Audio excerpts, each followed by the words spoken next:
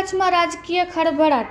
આમ આદમી પાર્ટી જિલ્લા પ્રમુખ સહિત 3 સામે ફરિયાદ। મહિલાને ધમકી અને જાતિ અપમાનના આક્ષેપ। જિલ્લા પ્રમુખ કાયનાત અંસારી સહિત 2 રાઉન્ડ અપ। પુત્ર ભાગી જવાની ઘટનાનો મન દુઃખ રાખી મહિલા અને વૃદ્ધ સાસુને જાતિ અપમાનિત શબ્દો બોલી ધમકી આપ્યાનો આક્ષેપ। પૂર્વ કચ્છમાં આમ આદમી પાર્ટી સાથે સંકળાયેલા નેતાઓ સામે ગંભીર આક્ષેપો થતા રાજકીય વર્તુળોમાં ખળભળાટ મચી ગયો છે। સૂત્રો દ્વારા મળતી માહિતી મુજબ પૂર્વ કચ્છ જિલ્લા આમ આદમી પાર્ટીના પ્રમુખ કાયનાત અંસારી આથા દિગુબા તથા એક અજાણી વ્યક્તિ વિરુદ્ધ મહિલાએ એટ્રોસિટી સહિત વિવિધ કલમો હેઠળ ફરિયાદ નોંધાવી છે।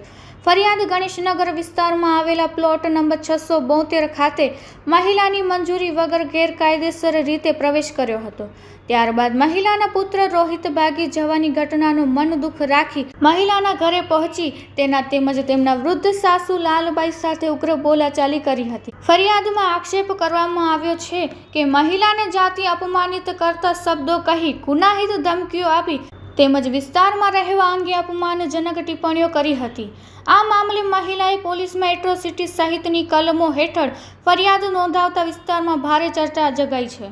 પોલીસે ફરિયાદના આધારે કાર્યવાહી હાથ ધરી જિલ્લા પ્રમુખ કાયનાત અંસારી સહિત 2ને રાઉન્ડ અપ કરી વધુ પૂછપરછ શરૂ કરી હોવાનું જાણવા મળ્યું છે, જ્યારે અન્ય એક આરોપીની શોધખોળ હાથ ધરવામાં આવી રહી છે। Report by Bharati Makhijani, Gandhidham.